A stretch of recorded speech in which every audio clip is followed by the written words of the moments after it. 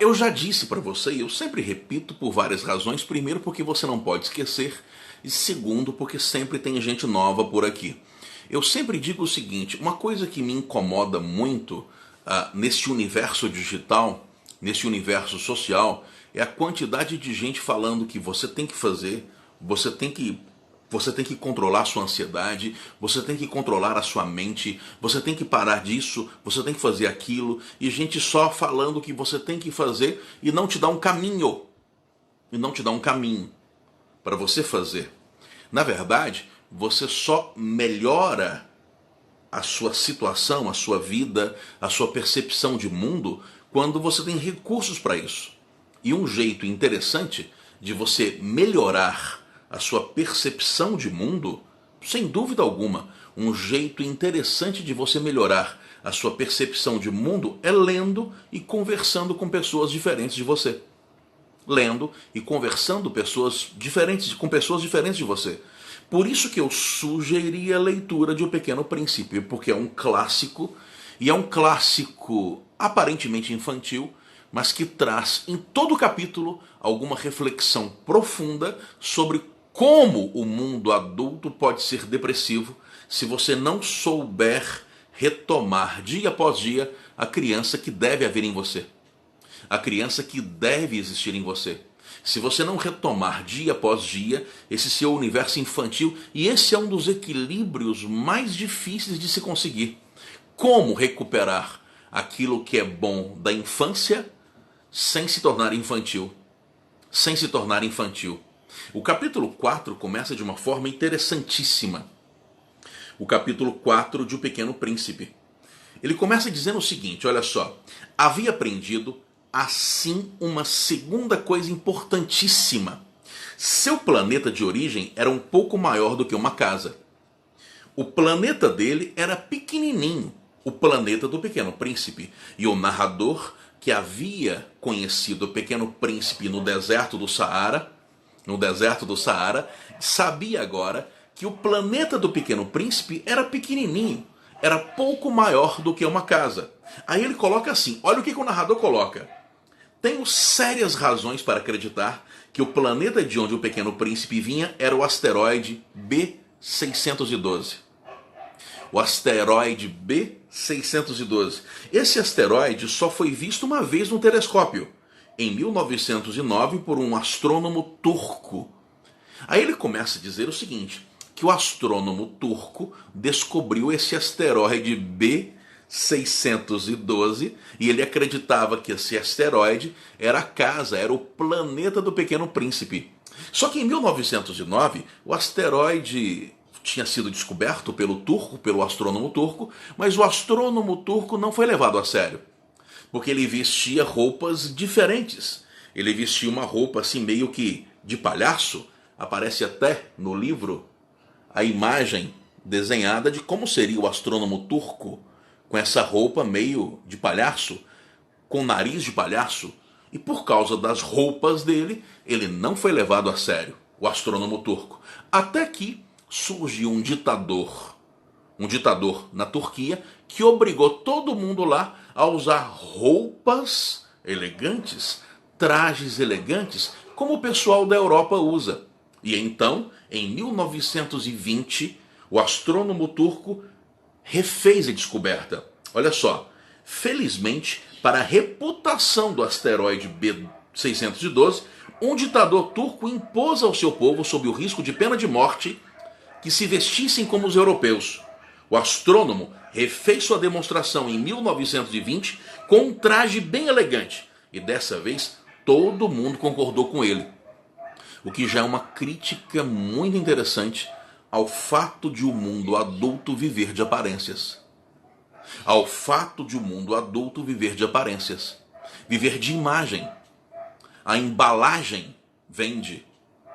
O mundo adulto é cheio de aparência. E ele fala sobre isso. E ele fala o seguinte, olha, eu até resolvi chamar, o narrador fala isso, eu até resolvi chamar o asteroide, o planeta do Pequeno Príncipe, de asteroide B616, porque as pessoas adultas gostam demais de números.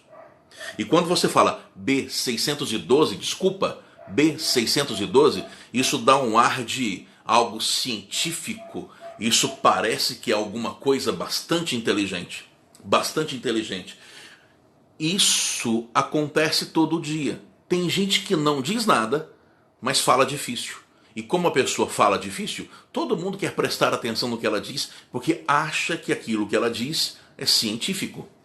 Acha que aquilo que ela diz é científico, certo? Isso, gente, a internet está cheia desse comportamento. Gente que não diz nada, mas que fala difícil. Gente que não diz nada, caiu aqui o livro, mas fala difícil. Então, todo mundo não entende nada, as pessoas não entendem, mas puxa, que cara inteligente, né? Ele disse aquilo que eu não sei. Isso me lembra o livro O Homem que Sabia Javanês, lá do Lima Barreto. Quer se passar por inteligente? Invente coisas, fale difícil. Porque nesse caso, a embalagem fará a diferença. Fará a diferença. Na internet, por exemplo, tem uma galera pseudo-intelectualizada, preste atenção no que eu vou te falar, e que é cheia de discípulos, de fãs. Mas qual que é a estratégia? Descubra um livro que nunca ninguém leu. Porque se você descobrir um livro que nunca ninguém leu, se você souber um livro que nunca ninguém leu e fizer citações, todo mundo vai achar que você é um gênio. Você conhece o livro que ninguém conhece?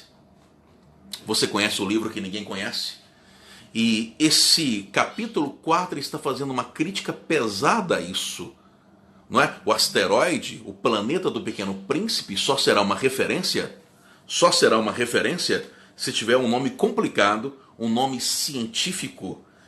E as pessoas, ele faz essa crítica no capítulo 4 todo. As pessoas adultas não sabem ver o que é essencial. Se de repente você passa e fala, nossa, que casa linda, com formato em losango, com tijolos pintados de vermelho, as pessoas não vão achar a casa bonita. Mas se você disser, nossa, que casa bonita que custa 2 milhões de reais, aí a casa será linda. Ou seja, as pessoas valorizam os números, valorizam o dinheiro, valorizam a caixa, a embalagem, a aparência, e não valorizam aquilo que é essencial.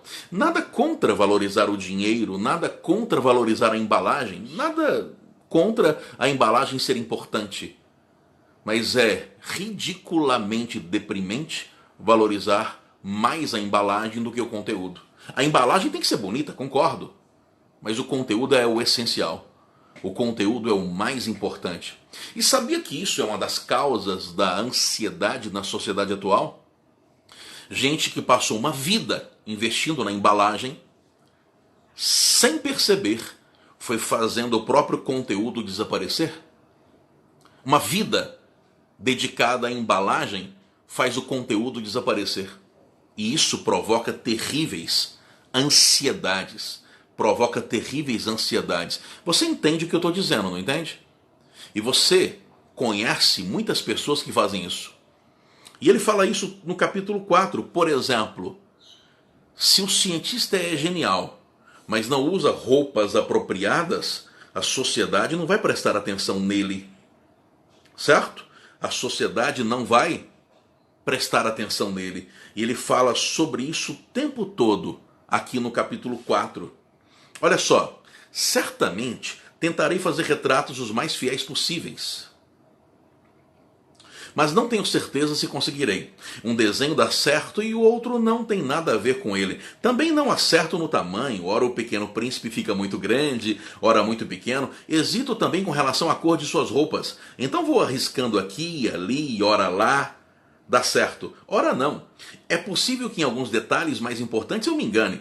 Peço que me perdoem. Meu amigo nunca me dava muitas explicações. Ele talvez acreditasse que eu fosse igual a ele, mas infelizmente não sei ver carneiros através das caixas. A maioria da sociedade só vê a caixa, não vê o carneiro que está dentro da caixa. Talvez eu seja um pouco como as pessoas grandes, eu devo ter envelhecido. E a pessoa que envelhece passa a valorizar muito mais a caixa do que o conteúdo.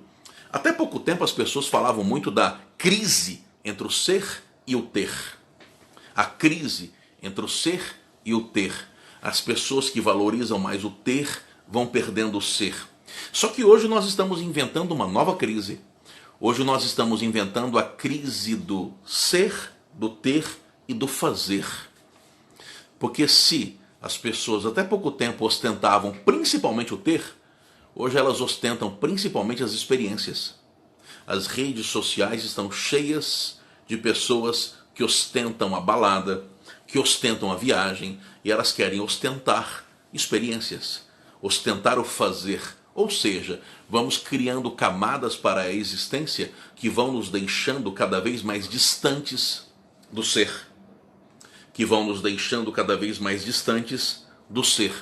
É isso. Vou deixar o capítulo 5º para amanhã, tá? Vou deixar o capítulo 5º para amanhã. É bem rapidinha a live, eu não quero me estender muito até para não tomar muito mesmo o seu tempo. Mas estamos fazendo essas lives todos os dias às 11 horas. E por favor, quem tem acompanhado, leia para amanhã o capítulo 5º. O capítulo 5º é muito interessante. Leia para amanhã o capítulo 5º. Eu sinceramente fico na dúvida se analiso um por dia ou 2 capítulos por dia. Hoje eu vou ter que analisar um só porque tenho que entrar ao vivo daqui a pouco numa aula para um cursinho. Mas de qualquer forma, é essa a lição do capítulo 4. Qual é a lição do capítulo 4? Valorize a caixa. Claro, nada contra valorizar a embalagem. Nada contra pentear o cabelo. Nada contra usar uma boa roupa. Desde que isso não substitua o conteúdo. O essencial é muito mais importante do que a embalagem. Isso é fundamental. Lição de O Pequeno Príncipe. Você está notando que toda criança tem que ler O Pequeno Príncipe, né? Na verdade, esse é aquele livro que você tem que ler em várias fases da vida. Quem está me assistindo aí tem filho? Por favor, peça para ler O Pequeno Príncipe. Peça para ler O Pequeno Príncipe. Ah, mas eu sou cristão. Gente, O Pequeno Príncipe tem diversas metáforas cristãs. O capítulo 5º, por exemplo, é cheio de metáforas cristãs. E eu quero comentar isso amanhã. Beleza? Vou só abrir aqui o comentário para falar com você.